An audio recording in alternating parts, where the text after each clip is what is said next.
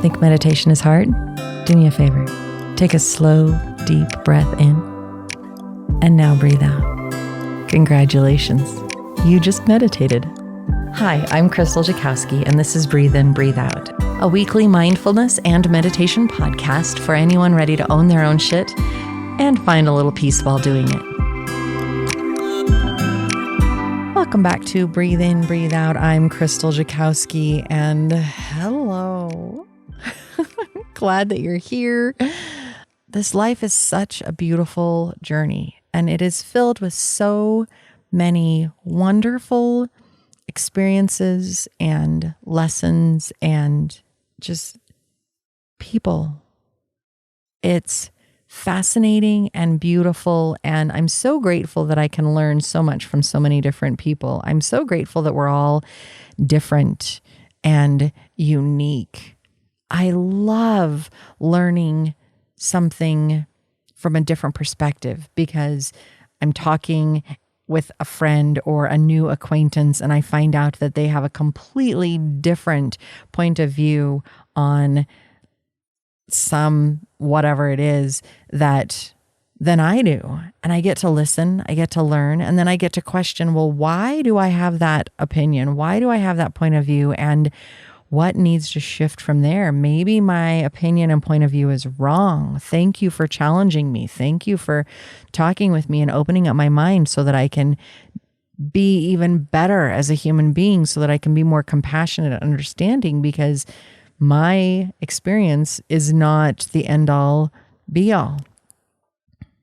No one else had my experience, which means it's unique to me. And that means yours is unique to you, which is just so cool. It's mind-boggling and beautiful. And I love it. I absolutely love it. I think this world would be so unbelievably boring if we all had the exact same experiences and, beliefs. Where would we go from there? How would we learn and shift? How would we know about compromise? Or I can't even fathom it. And so I love how we are. I love who we are. I love that we're so unique and different. And it brings me to, I've gone down a rabbit hole mentally a couple of times on this. And so I'm excited to be talking about it with you right now. And it's about maintaining your uniqueness in this world. It's about standing strong in your experiences. And at the same aspect, I'm not telling you that you have to just be you. I think it's really good for all of us to be slightly pliable and teachable and willing to learn, willing to challenge the concepts that are out there and the beliefs that are out there. I think that that's how we can just be kinder, gentler human beings. I think we have to question so that we can grow. No one person's experience is right or true or correct. That's how we get into trouble. That's how we have even more conflict when people say, no, you have to believe what I believe. You have to follow me. You have to do what I do. It really screws things up. I don't like it. It bothers me. I like control of my own life. I like to choose my own things. What do you like? What do you enjoy? What are your hobbies? Whether it's self-care or just in general, what is it that makes you you? What beliefs do you have? What is your personal code of ethics? What are your truths? What lessons did you learn as you grew up that you hold absolutely dear to your heart? And then what lessons did you learn and you have said, no, I don't believe that anymore because I believe this? And can you stem that answer back? Why do you believe the new thing? What happened that made that new belief change? Because even that shift, that moment feeds into you and who you are right now. What you like right now. This podcast episode is about maintaining your individuality. It's about remembering who you are and how amazing you are in the relationships that you have. If we all changed, shifted, and morphed to be like someone else, that's where this world gets boring. Now, some people are going to call it codependency, and that is a big word. And it is something that if you have experienced it, I encourage you to get professional help to work through how to not be codependent. I'm talking about relationships on every level and how beneficial they can be. If you're in a romantic or a life partner type relationship, you both come in and you have your own facets, your own likes and dislikes. And this is what has kind of attracted you to each other in the beginning anyway. And yet over time, it's extremely common for the two partners to start compromising a little bit, and they stop doing this hobby or they stop doing that, and they become more and more like each other, and they lose those facets that they were attracted to in the first place. Now, on the one hand, this can be super beneficial and helpful because you both love to go to sports games, or you both love to cook together, or you both love this and that. Those are facets that you may have had before or learned during the relationship that you enjoyed, and you have built relationship facets on those things that you like together. And yet, when you first got together and you had all of these other additional facets that they were attracted to, it meant that you had a ton of things to talk about. It meant that there were so many different things that you could connect on. And as you stop doing them, as you start losing those facets and smoothing out into this rounded orb instead of this faceted, filled gem, there's less to connect on. There's less to talk about. And you find yourself staring at each other going, well, now what? What do you want to do? I don't know. What do you want to do? You lose some of those abilities to connect because there's not as much to connect on. You both know everything. But if you have your own hobbies, your own likes, your own excitement, then you come together and you say, hey, let me tell you about my day because I did all of these fabulous things and they were different and they were unique. And today I went and enjoyed this hobby that I haven't done in forever.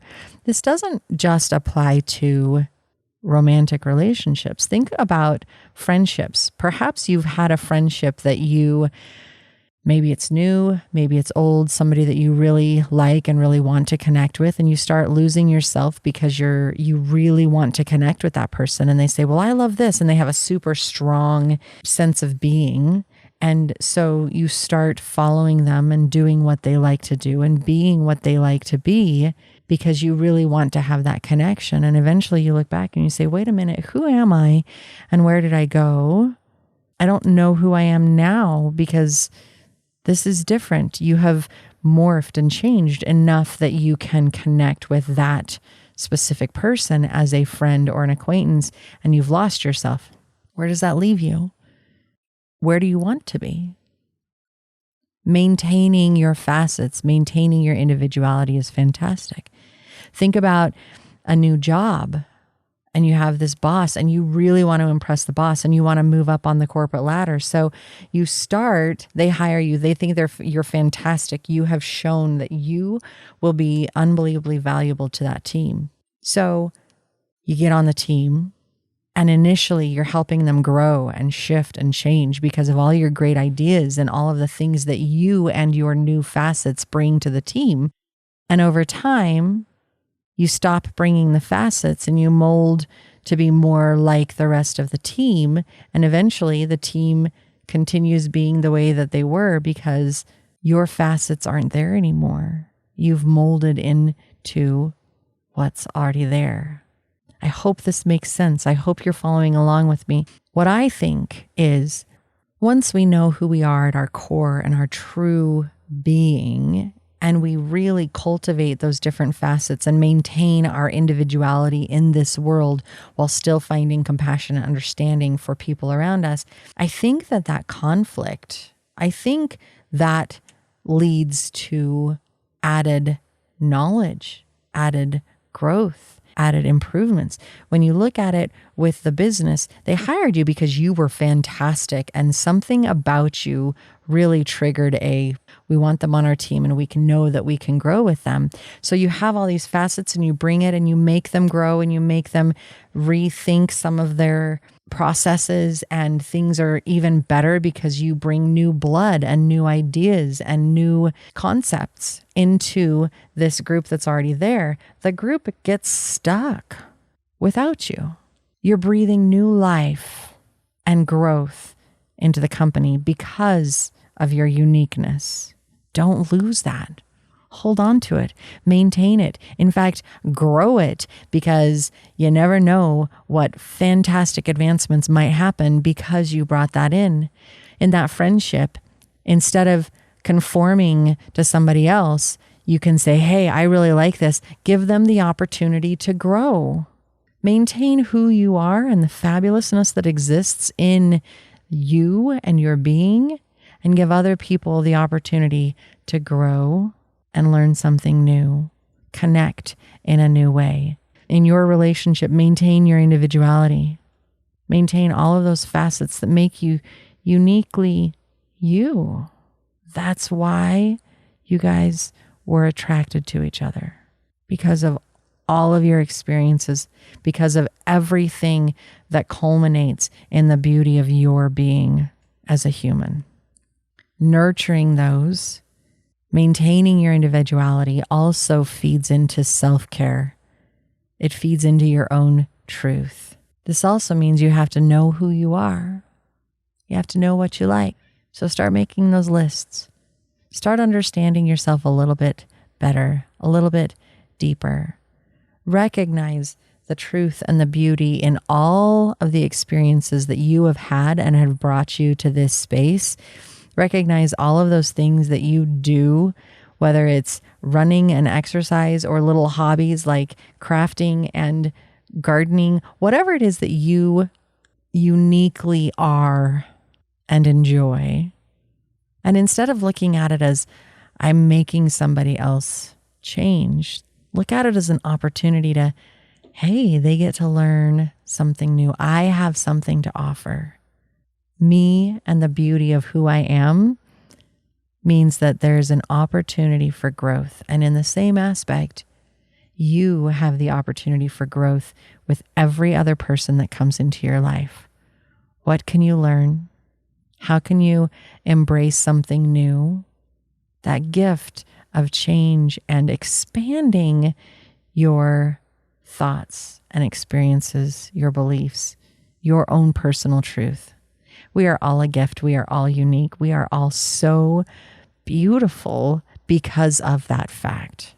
I hope you've enjoyed this message. I hope you've been inspired a little bit. I hope that you decide to dive in just a little bit deeper on who you are, what you love, what's unique about you, and not only what's unique about you, but what you have to offer to everyone else around, because you are uniquely and amazingly and beautifully you. Until next week, I'll see you here on Breathe In, Breathe Out.